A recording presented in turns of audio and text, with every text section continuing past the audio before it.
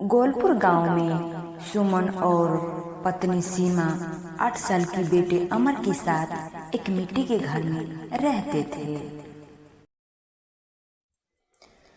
सुमन बहुत गरीब था। वो सारे दिन जंगल में जाकर लकड़ियाँ काटता था और बाजार में बेचकर अपना और अपना परिवार का गुजारा करता था। इन दिनों कड़ी गर्मी पड़ी थी।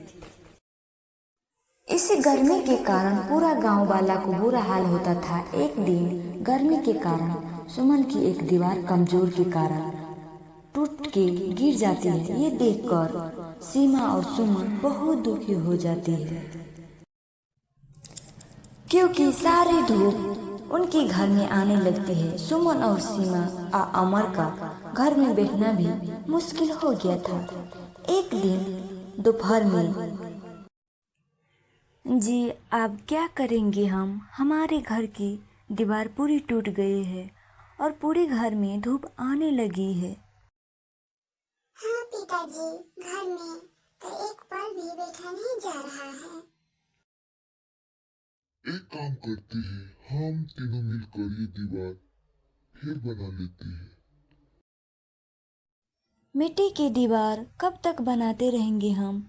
हर 2 महीने के अंदर गिर जाती है और ये हमारा घर भी कितना कमजोर हो चुका है, पता नहीं कब गिर जाएंगे। ये क्या करेंगे सीमा?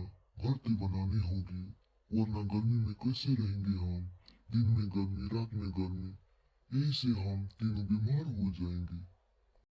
पिताजी, मेरा दोस्त प्रियांशु, उसके पिताजी घास का घर बनाए हैं और उसी में रहते हैं।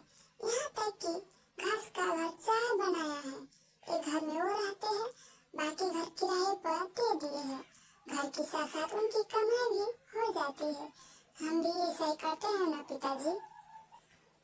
और हम भी सुना है, धूप में घास के ऊपर पानी डालने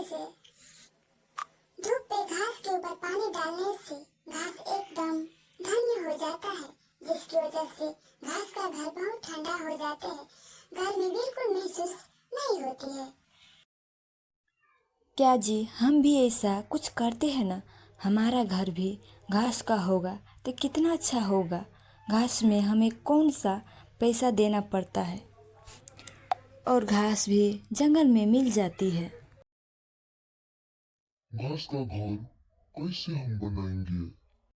पिताजी, हम आपको बताएंगे कैसे घास का घर बनते हैं। पहले हमें जंगल में जाकर घास ढूंढना होगी। अमर के कहने पर तीनों उसी समय जंगल में निकल पड़ती है। गर्मी के कारण सभी पेड़ पौधे सभी सूख चुके थे। जंगल में कहीं घास का नामो निशान नहीं था। सुमन और सीमा अमर किसी और जंगल में निकली। उस जंगल में ही जाते ही घास बहुत घास थी। तीनों मिलकर बहुत घास काट ली और बैलगाड़ी ले जाकर सभी घास घर में ले आई और घास का घर बनाए। 1-2 रूम सुमन और सीमा अमर भी रहती थी। बाकी सभी घर किराया में लगा दी। किराया में लगाने के बाद कुछ दिन के बाद बहुत प्रॉफिट आने लगी।